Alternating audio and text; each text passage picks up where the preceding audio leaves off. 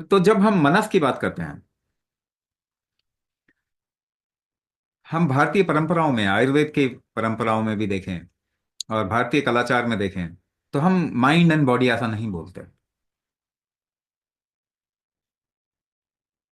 हम इसको और भी बाइफर्केशन करते हैं। अगर आप ध्यान से चंद्रमा को ऑब्जर्व करते हैं और एक प्राकृतिक जगह पे रहते हैं, तो चंद्रमा के साथ में आपके भाव बदलते हैं हर रोज। और हर रोज आपके भाव बदलते हैं, आपकी मनोकाया भिन्न होती है, और मनोकाया की कैपेसिटी, उसकी कैपेबिलिटी भी अलग होती है, गुण भी अलग होता है। तो यूजुअली हम चंद्रमा के साथ में जब एसोसिएट करते हैं, तो इसको बहुत टेक्निकली अगर बोलें तो 16 तरीके के गुण अपने अंदर आप अनुभव करेंगे चंद्रमा के बदलते बदलते।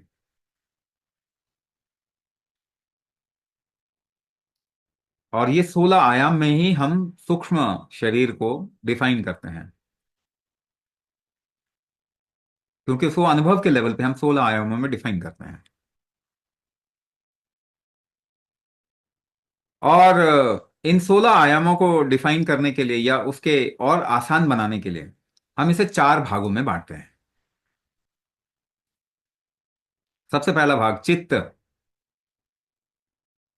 उसके बाद मन, उसके बाद बुद्धि, उसके बाद अहंकार। तो ये कॉस्मिक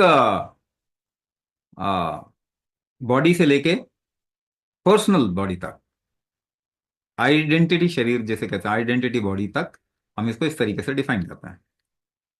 चित्त पूरे ब्रह्मांड का इंटेलिजेंस है। चित्त पूरे ब्रह्मांड का अरेंजमेंट या मनस है। चित्त, तो चित्त, हम हालांकि लोकल लैंग्वेज में चित्त को अपने ही मन के लिए इस्तेमाल करते हैं, मगर चित्त बेसिकली पूरे ब्रह्मांड की स्थिति है। उसी स्थिति के कारण उसके अंदर बहुत सारे बदलाव आने की पॉसिबिलिटी होता है, चेंजेस हो सकते हैं।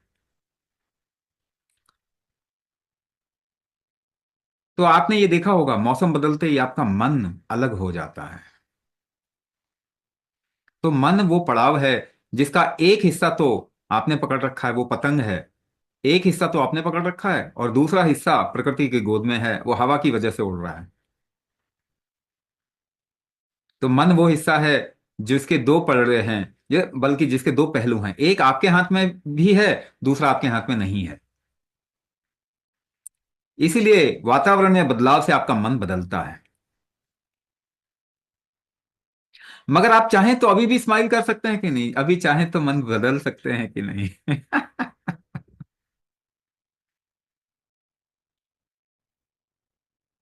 बुद्धि, अब तीसरा पार्ट इसका, बुद्धि, धी, धारणा, ध्यान, धर्म, धरती,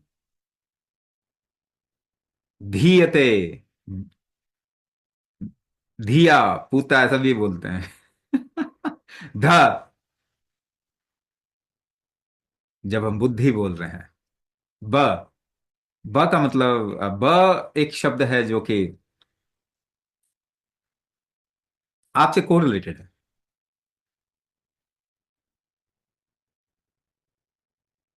किसी इंसान की एक टेंडेंसी जो है वो ब से रिलेट करती है।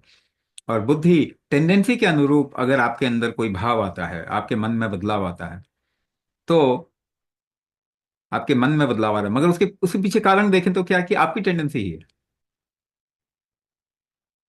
तो मानस का एक पक्ष जो आपके हाथ में है, वो रेगुलेट होता है बुद्धि से। आप चाहे तो अभी हंस सकते हैं, चाहे तो अभी रो सकते हैं, वो आपके हाथ में है। आपको ये वेट नहीं करना कि बारिश आए तभी मैं हंसूंगी या हंसूंगा, मौसम ठीक हो तभी मैं हंसूंगी या हंसूंगा, या बाहर मुझे लोग ऐसे बात करें तभी मुझे मेरे को खुशी मिलेगी। आप चाहें तो उस समय भी अपने हाथ में इस चीजों को ले सकते हैं। तो किस समय पे कितने कैसा काम करना है या क्या अरेंजमेंट सही रहेगा, ये देख पाने की क्षमता भी मनुष्य के हाथ में होती है एक लेवल पे, और वो बुद्धि होती है उसकी। हम कहते हैं, नॉर्मल आमतौर की भाषा में कहते हैं कि इसको बुद्धि कम है, इसको ये नहीं मालूम क्या बोलना है, क्या करना है, कैसे करना है। तो that person is not able to sense the arrangement of things around, within and around him और हर। तो हम कहते हैं बुद्धि कमजोर है। और लास्ट पार्ट आता है अहंकार। मैं जैसे मैंने बताया पहले भी कि हमारा जीवन एक मैग्नेट की तरह है। अहंकार वो मैग्नेट है। जिस तरफ में दिशा निर्देश, जिस तरफ में दिशा होती है हमारे जीवन की, अहंकार को पोषण करने की तरफ में हमारी दिशा होती है। अहंकार को पोषण, प्रोटेक्ट करना। आप देखें तो अहंकार को पोषण ही दे रहे हैं, और अपने को बचाने की तरफ में, यानी सर्वाइवल के मोड में पूरी ह्यूमैनिटी जी रही है। और इस अगर आप सर्वाइवल के मोड में हैं और आपने सिविलाइजेशन और रिलीजन और आइडियाज अबाउट लाइफ बना दिया, तो आखिरकार तो पूरी ह्यूमैनिटी बर्बाद हो जाएगी। क्योंकि आप जीवन के गहन आयाम को देख नहीं पा रहे। केवल सर्वाइवल के लिए हमने सारे जानवर मार दिए, सारे पेड़ पौधे खत्म कर दिए, हमने पृथ्वी को नाश कर दिया अपने सर्वाइवल के लिए। और इसको हम डेवलपमेंट बोलते हैं। इसको हम डेवलपमेंट बोलते हैं। पहली बात तो डेवलपमेंट का माइंडसेट ही चेंज करना होगा। डेवलपमेंट होता क्या है? डेवलपमेंट का मतलब होता है आपकी अवेयरनेस और बढ़ जाए, आपका होश और बढ़ जाए, इसे डेवलपमेंट कहते हैं। आप और ज्यादा सेंस कर पाओ चीजों को, नंब कर देना अपने आप को। आज मेंटल इश्यूज जिसे हम मनोविकार का चिकित्सा क्या है? आप नंब कर देना, बेहोश कर देना। यही चिकित्सा है क्या? हम तो जीवन के विरुद्ध जा रहे हैं। जीवन का नियम ये कहता है कि हमें होश में और आना है, और होश में आना है, और होश में आना है। तो ये जो मैग्नेट है, अहंकार है, जो मैग्नेट है, अहंकार को जितना भी पोषण दिया जाता है वो डेवलपमेंट नहीं कहलाया जाता। क्योंकि वो आपको एक क्रिमिनल प्रवृत्ति की तरफ में ले जाएगा केवल। आपको आराम नहीं मिलेगा। पूरी दुनिया ने इस मैं को पोषण देने के लिए पता नहीं क्या क्या तरीके बनाए। आज अगर पाश्चात्य सभ्यताओं को देखें, उन्होंने सबको एक्सप्लॉइट करके अपने मैं को, अपने सरवाइव करने की पूरी इकोसिस्टम बनाया, अपने मैं को पोषण देने की कोशिश की। हम सुपीरियर हैं। आज वो किस स्थिति में है? पूरा पाश्चात्य मनोविकार की स्थिति में। तो मैं को पोषण देने से आ, आखिरकार क्या मिलेगा? उससे छुटकारा पाने की पूरी जद्दोजहद में आ जाएंगे। क्रिमिनल कौन होता है? जिसका मैं बहुत स्ट्रांग है, जिसका मैं बहुत स्ट्रांग है। वो चुंबक, वो मैग्नेट बड़ा स्ट्रांग है, हर चीज से चिपक जाना, और उसके बाद उसको पाने के लिए कुछ भी कर बैठना, और उसको छोड़ने के लिए फिर कुछ भी करना। उसको पाने के लिए दूसरे को मार देना, उसको छोड़ने के लिए खुद को मार देना।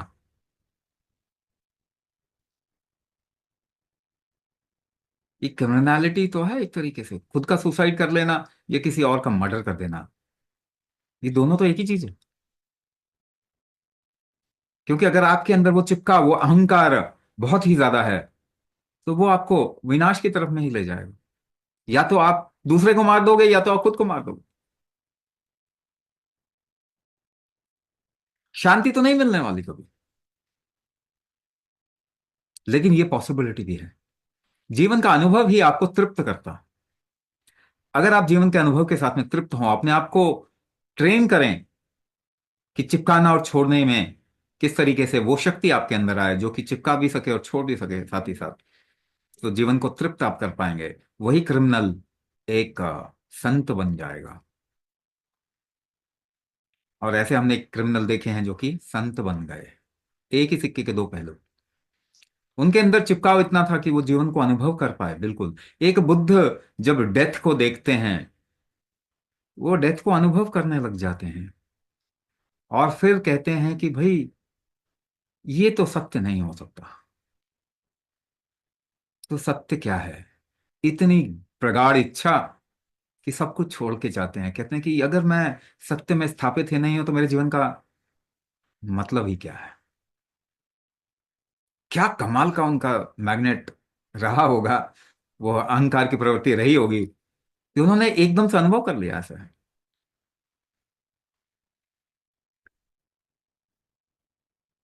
तो जो लोग के अंदर ये अनुभव की क्षमता बहुत ज्यादा होती है, चिपका अहंकार बहुत ज्यादा होता है, वो अहंकार को छोड़ भी जल्दी सकता है। तो ऐसे हमारे पास में बहुत सारे एग्जाम्पल और ऐसे लोग मिलेंगे जो कि अ, राजा थे और सब कुछ छोड़ के संत बन गए। जो कि क्रिमिनल थे और संत बन गए, जो कि ऐसा जरूरी नहीं है कि वो उनको कोई बहुत ज्यादा लोग जानते थे, मगर उनके अंदर इतनी इच्छा हुई, संत बन गए। एक मीरा, एक दादू, कबीर, रैदास, ऐसे बड़े एग्जाम्पल रहे भक्ति काल में। उससे पहले ऐसे बहुत एग्जाम्पल रहे। हमारे देश में तो आ, आध्यात्मिक विकास के लिए हम कोई बहुत ही स्टिफ या एक आइडिया नहीं रखते। हर एक का रास्ता अलग हो सकता है, और ये फ्रीडम इस देश में है। तो मनोविकारा की या मनोदोष की प्रवृत्ति देश में कम हुआ करती थी, क्योंकि ऑप्शन हम लोग खुले रखते थे, आइडियाज पे नहीं जीते थे। आज हम आइडियाज पे जी रहे हैं। आज हम कहते हैं मॉडर्निटी का मतलब ये होता है, आज हम कहते हैं कि सिविलाइजेशन का मतलब ये होता है, आज हम कहते हैं कि खाना जो है उसमें छुरी राइट में होनी चाहिए और कांटा लेफ्ट में होना चाहिए। इतनी बड़ी बेवकूफ़ी को भी हम सिविलाइजेशन मानते हैं, तो क्या होगा हमारा? 100 साल में हम किसी बीमारी को ठीक नहीं कर सके, जो कि नॉन इन्फेक्शियस डिजीज कहते हैं, क्रॉनिक डिजीज कहते हैं। 70 से 80% से ज्यादा, 70-80% के बीच में ही मान लीजिए क्रॉनिक डिजीज होती हैं, और हम एक भी ठीक नहीं कर पाए, और उसको हम साइंस बोलते हैं। 100 साल में हम एक भी डायबिटीज नहीं ठीक कर पाए, एक भी ब्लड प्रेशर हार्ट डिजीज का मरीज ठीक नहीं कर पाए। 100 साल के अंदर हम कोई ऑटो इम्यून डिजीज रिवर्स नहीं कर सके, कोई एक मेंटल इशू को हम ठीक नहीं कर सके। 100 साल के अंदर हम किसी को ठीक नहीं कर सके। जो भी ठीक हुआ उसको हम कहते हैं दवाई से ठीक हुआ। दवाई से तो ठीक हुआ नहीं, उसने अपने लाइफ में जो बदलाव लाई या उसकी अपनी संकल्प के ऊपर ठीक हुआ, अगर ठीक भी हुआ। हम क्रेडिट जो दे रहे हैं वो दवाइयों को दे रहे हैं। आज के समय पे 80% पॉपुलेशन दुनिया की मनोविकार की स्थिति में है, and we are not talking about it. क्यों हम बात नहीं कर रहे? क्योंकि हमें मालूम ही नहीं है मन होता क्या है। हमें मालूम ही नहीं कि मन होता, मन छोड़िए आप, मन की भाषा तो हम इस्तेमाल भी नहीं करते आज के टाइम पे। माइंड होता क्या, यही नहीं मालूम हमको। तो जब हम चित्त, मन, बुद्धि, अहंकार की बात करें, ये चारों के चारों आयाम एक तरीके का अरेंजमेंट है, एक तरीके का व्यवस्था है। इन सबको व्यवस्था कहा जाता है। तो ये व्यवस्था जो है, हमेशा एक व्यवस्था बनने के लिए पूरे ही ब्रह्मांडीय प्रकल्प में एक तरीके की वात संचारण होना चाहिए। वात वायु नहीं होती, वायु भी वात होती है।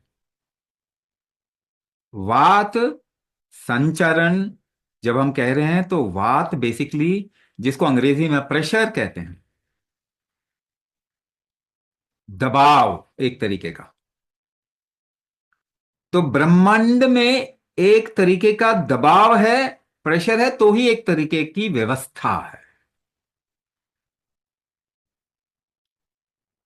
ये दबाव की वजह से ही, और ये दबाव कई कारण से आ सकता है, जरूरी नहीं है कि जिसे हम मटेरियल का दबाव कहते हैं, मैटर का दबाव करते हैं, हवा का दबाव कहते हैं, वही बात नहीं हो रही।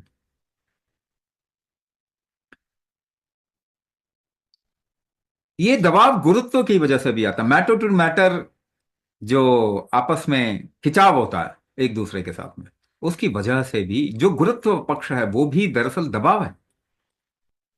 आज तो हम ग्रेविटी या गुरुत्वाकर्षण को केवल पृथ्वी के साथ में जोड़ते हैं, ऐसा नहीं है। एक मेल और फीमेल के प्रति भी आकर्षण गुरुत्वाकर्षण ही है। आपकी इच्छाएं गुरुत्वाकर्षण ही है। किसी चीज के प्रति आकर्षण, किसी भाव के प्रति आकर्षण, किसी व्यवस्था के प्रति आकर्षण, किसी मनोस्थिति के प्रति आकर्षण, ये सब एक तरीके का दबाव ही है, जिसे हम गुरुत्व कहते हैं। तो गुरुत्व हमारे पारंपरिक तरीके से गुरु को बहुत प्राइमरी पोजीशन दिया जाता है।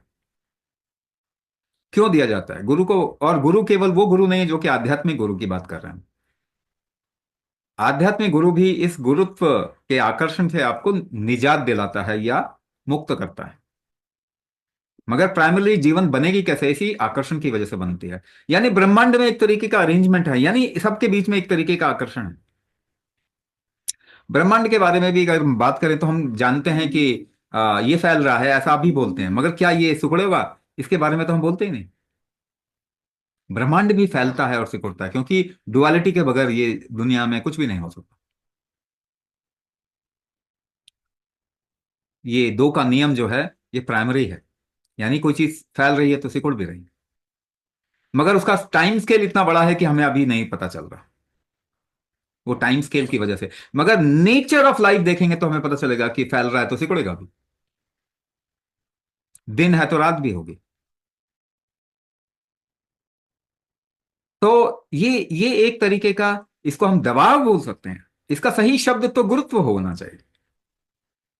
मगर क्योंकि हमारी भाषा बदल गई और हमने ज्यादातर चीजों को हम अंग्रेजी अंग्रेजी शब्द के साथ में समझने की कोशिश करते हैं, तो इसलिए मैं इसको प्रेशर बोल रहा हूं। मगर बेसिकली ये आकर्षण है। इसी वजह से ब्रह्मांडीय आकर्षण की वजह से, और ब्रह्मांड में फैलना सिकुड़ना होने की वजह से, जैसे हम साइकिल चलाते हैं तो गति होती है, टाइम बनता है।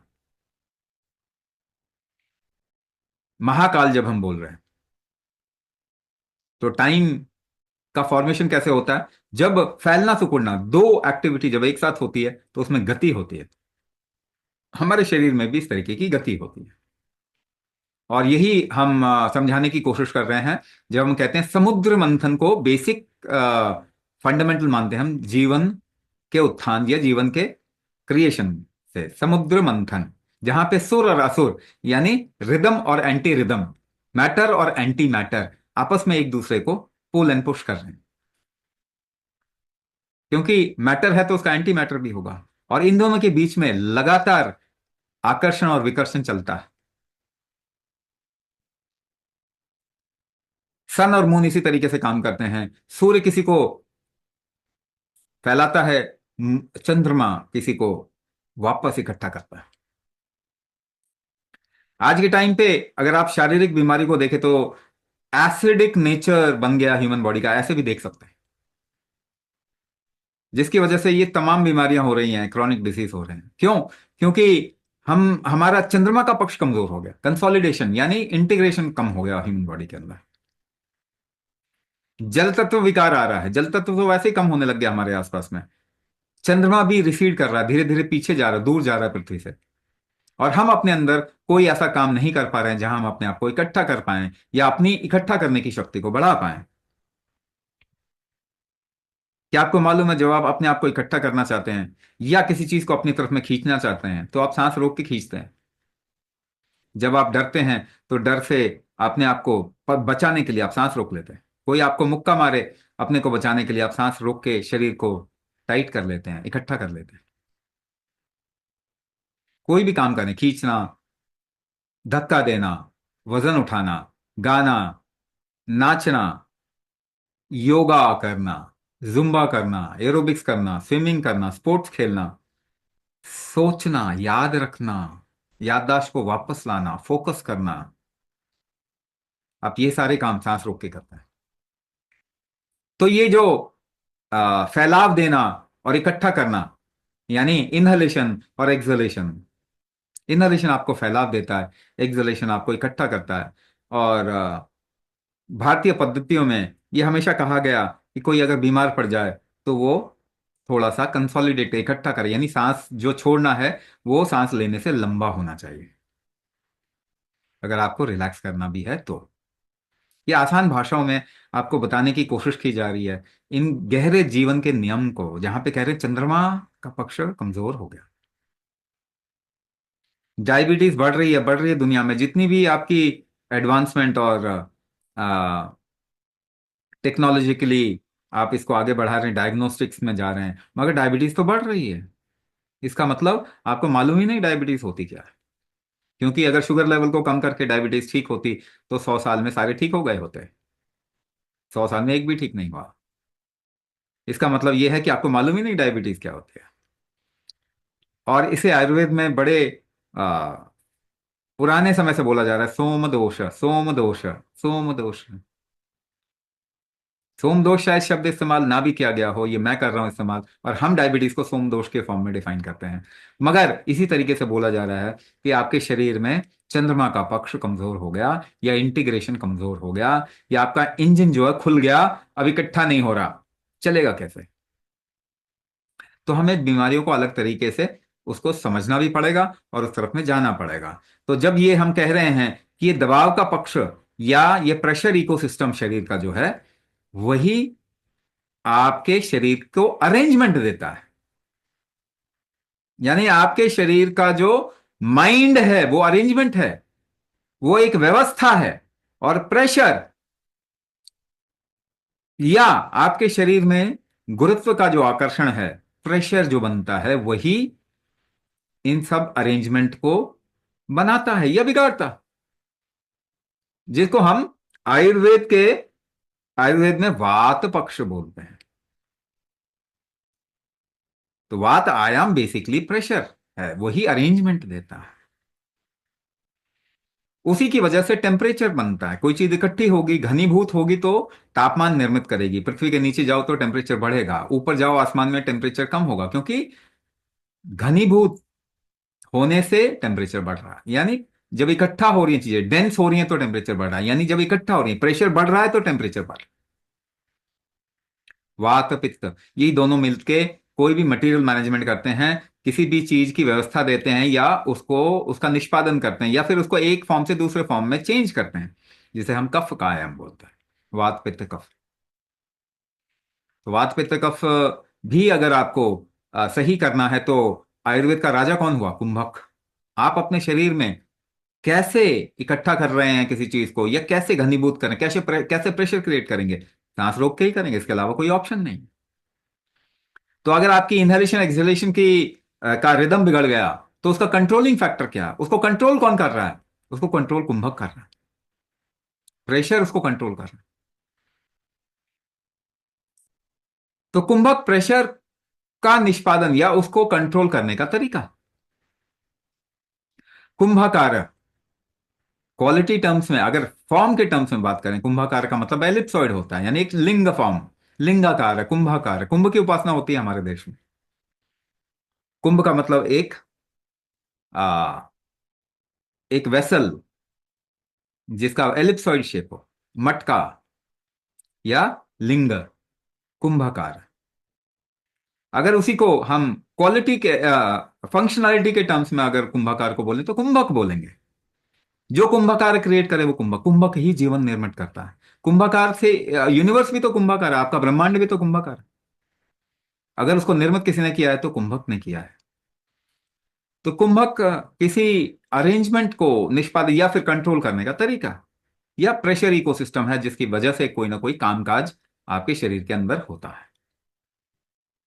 बाहर भी देखें तो ऐसे ही होता है। एक बादल एक जगह से दूसरी जगह कैसे जाते हैं?